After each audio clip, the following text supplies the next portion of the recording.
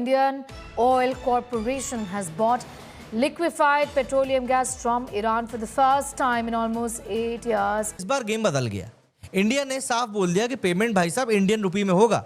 And surprise की बात यह है कि कुछ ईरानियन ट्रेडर्स इसके लिए तैयार भी हो गए। ठीक है और उन्होंने ऑयल लिया और उन्होंने बहुत ज्यादा मिकदार में ऑयल लिया। ठीक है, तो हमने क्यों नहीं लिया? अब ये तो हमें पता नहीं है। ये मैं बता देता हूँ कि हमारे पास उतनी रिफाइनरीज मौजूद नहीं है, हमारे पास वो टेक्नोलॉजी शायद मौजूद नहीं है। कहीं अमेरिका का शायद प्रेशर होगा। पाकिस्तान का एक शिप जा रहा था, कोशिश कर रहा था, उसने बोला भैया मैं बन गया हूँ मीडिएटर, ठीक है मैं तो बड़ा आदमी हो गया हूँ। तो उसने बिना ईरान के परमिशन के शिप निकालने की कोशिश करी। ईरान के IRGC ने बोला भाई साहब निकलो वापस, इतने बड़े आदमी नहीं हो, औकात में रहो और जरा रूल फॉलो करो। अब इन्हें पता है अप्रैल से तबाही फिरनी है, इनके पास तो पैसे नहीं है तेल लेने के लिए, तेल स्टोर करने के लिए भी नहीं है। भारत ने अप्रैल का देखिए सारा तेल खरीद लिया ईरान से, तक एक महीना भी जंग चले तो भारत में तेल की कमी। यहाँ इनके पास दूर दूर तक कोई रास्ता नहीं। देखिए मैंने कल भी कहा था और आज भी कहूँगा, पाकिस्तान एक भिखारी मुल्क है, उसके 3 मालिक हैं, अमेरिका, चीन और सऊदी। और ये जो वेस्ट एशिया में जंग चल रहा है, ये 2 मालिकों के बीच में जंग चल रहा है। उसमें कोई भिखारी बीच में इंटरवीन करते कोई सुलह नहीं करा सकता है। पाकिस्तान की होस्टिंग की भी खबरें आई, लेकिन वो ईरान ने डिनाई कर दिया है। ऑलरेडी पाकिस्तान में जो है इन्फ्लेशन या महंगाई के असरात जो है वो आगे आना शुरू हो गए, बल्कि हमारी औकात क्या है? दलाल। दोस्तों, इस वक्त पूरी दुनिया में तेल और गैस की बड़ी कमी चल रही है और चाहे दुनिया भर में कितनी भी विपत्ति आ जाए, भारत अपना रास्ता खोज ही लेता है। जहां स्ट्रेट ऑफ हॉर्मुज से तेल की सप्लाई पूरी तरह बंद है, वहीं भारत ने अब ईरान से तेल और गैस के लिए डील कर ली है। आप सब जानते हैं कि ईरान तेल का एक बहुत बड़ा सप्लायर है और भारत ने ईरान के साथ रुपए के बदले तेल की डील कर ली है। जिस तरह अन्य खाड़ी देश भारत को तेल देने के बदले डॉलर की मांग करते हैं, उसके विपरीत ईरान भारत को रुपए में ही तेल बेचने के लिए तैयार हो गया है। इससे भारत को 2 फायदे हुए हैं। पहला, भारत के लिए तेल की सप्लाई लगातार बनी रहेगी और दूसरा, ईरान का यह तेल भारत को काफी सस्ता पड़ेगा क्योंकि इसकी पेमेंट रुपए में ही करनी होगी। तो चलिए दोस्तों, अब इसी मुद्दे पर पाकिस्तानी मीडिया का रिएक्शन देखते हैं और आप अपना विचार हमसे जरूर साझा करें। बट इसके अंदर एक बड़ी इंटरेस्टिंग सी चीज हुई है। पाकिस्तान की एक वेसल थी जिसका नाम है सेलिन, ये जा रही थी स्ट्रेट्स ऑफ हॉर्मुज से क्रॉस होके, इट्स अ कार्गो शिप जा रही थी एंड इसको IRGC ने वहां पर रोक लिया और बोला कि साहब आपके पास ऑथराइजेशन नहीं है, आप प्रोटोकॉल का वायोलेशन कर रहे हो। एंड बड़ा क्लियरली ये बोला गया कि भैया आप वापस चले जाइए, इससे पहले हम आपके ऊपर भी एक ड्रोन या मिसाइल मार दें। तो पाकिस्तानी वहां पर डर के वापस चले गए। लेकिन इस ट्वीट के बारे इसके बारे में एक ट्वीट आता है, ठीक है, एक ट्वीट आता है बड़ी interestingly Iranian embassy in Kabul से, ठीक है।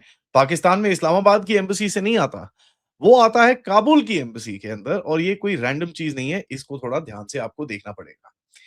ये पेपर वर्क आप बोल सकते हो। दिस इज यार, ये बड़ा एक इंटरेस्टिंग सा मैसेज दिया गया है पाकिस्तानियों को। देखो यार, ऐसा है, take a side and we'll have you for dinner, ठीक है। पाकिस्तान को बड़ा क्लियरली ये चीज बोली गई है कि साहब आप साइड सूट नहीं ले सकते, you will have a major problem अगर आप साइड लेते हो।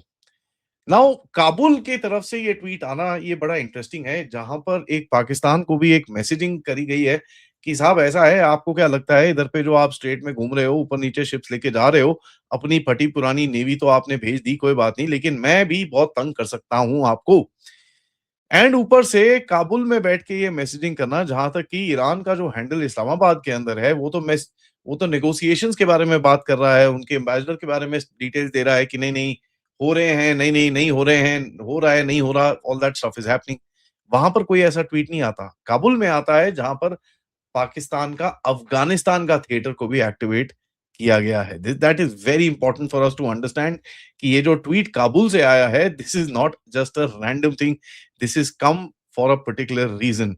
कि एक सिग्नलिंग ऑब्वियसली ईरान कर रहा है कि भाई साहब we can support the Taliban, अगर आप जरा थोड़ा सा बदतमीजी हमारे साथ करोगे, we can support the Taliban. ठीक है, आप कुछ टॉक टूक कराने की कोशिश कर रहे हो, होटल बुक करोगे, हम आएंगे वहां पर, अमेरिकन भी आएंगे, हम बड़े बड़े बच्चे बात करेंगे। आप बीच में अगर कुछ कारिस्तानी करोगे, जो आपकी फितरत में है कि आप सबके साथ डबल गेम खेलते हो, तो आपको फिर हमको भी देखना आता है और आपको किस तरह से हम ठोकेंगे उसके बाद, ये भी आपको समझ में आना चाहिए कि इंडिया ने 5 मिलियन बैरल जो ऑयल है वो ईरान से परचेज कर लिया, और वो भी बड़े सब्सिडाइज प्राइस पे, यानी कम कीमत पर ये ऑयल उठाया है ईरान से इंडिया ने।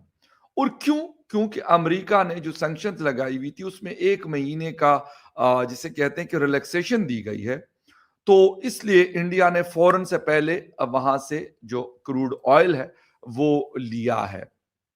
और मतलब 50 लाख बैरल, बहुत एक ह्यूज क्वांटिटी है ऑयल की, क्योंकि इंडिया एक बहुत बड़ा मुल्क है, उनकी ज़रूरियात इससे कहीं ज़्यादा है। लेकिन फिर भी अगर आप ये खरीदते हैं, और मज़ीद भी पॉसिबिलिटीज़ हैं, क्योंकि उनके पास बहुत सारी कंपनीज हैं जो ऐसा कर सकती हैं।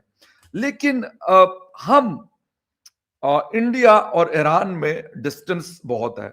हमारे यहाँ तो दीवार जुड़ी हुई है, उनकी पाइपलाइंस मौजूद हैं, बहुत कुछ है। और ये वाली साइड जो पाकिस्तान के बॉर्डर के करीब इलाके हैं, वहां पर कोई स्ट्राइक्स वगैरह भी नहीं हुई। चाबहार का जो इलाका है वो भी तकरीबन सेफ है फिलहाल तक, तो कोई बड़े नुकसानात की खबरें नहीं आई। लेकिन देखना यह है कि हम कब ये स्टेप लेते हैं। हमारे यहाँ कहा जा रहा है कि जी हमने बड़ा अच्छा मैनेज कर लिया, ठीक है जी, इस्लामाबाद अगर इस मीडिएशन में रोल प्ले करता है तो हमारे लिए बहुत बड़ी कामयाबी होगी। क्या उससे जो लोग पेट्रोल खरीद रहे हैं, डीजल खरीद रहे हैं, या जो बाकी एक महंगाई का तूफान आया हुआ है, क्या उसके अंदर कोई कमी आएगी? हम क्यों नहीं ऐसे फैसले करते बर वक्त कि जिससे हमारे अवाम को कुछ थोड़ा सा रिलीफ मिल सके। हम कहते जी स्मार्ट लॉकडाउन तो फला लॉकडाउन तो डिमका लॉकडाउन, भाई अच्छी बात है, ये फैसले तो हमें पहले भी करने चाहिए थी ना। इतने बड़े बड़े कर्ज हम पकड़ते हैं, हर वक्त आईएमएफ की तलवार हमारे सरों पर होती है, ठीक है। ऐसा तो नहीं है कि इससे पहले कोई ऑयल की प्राइसेस बहुत कम थी। हमने आईएमएफ के चक्कर में अवाम के साथ जो हमने किया, मेरे ख्याल में हुकूमत का ये ख्याल है, शहबाज शरीफ एंड कंपनी जो है वो ये समझते हैं कि शायद लोग बिल्कुल ही बेवकूफ है, वो मतलब उनको कुछ समझ नहीं आता कि हमने उनके साथ क्या ड्रामा खेला। इनके मुख्तलिफ एडवाइजर जी हमने तो बड़ा कमाल कर दिखाया। यार आपने एक जिसे कहते हैं कि कम कीमत वाला पेट्रोल या डीजल, उसकी कीमतें बढ़ाकर आपने 113 अरब का जिसे कहते हैं कि डाका डाला लोगों के जेबों पर, और आप बड़ी बड़ी बातें करें कि हम मीडिएशन कर रहे हैं। सर आप मीडिएशन भी करें, बहुत अच्छी बात है, हम अप्रिशिएट करते हैं इस चीज को, लेकिन कम से कम हमें ये भी तो जरूरत है कि यार इस वक्त हमें रिलीफ मिले।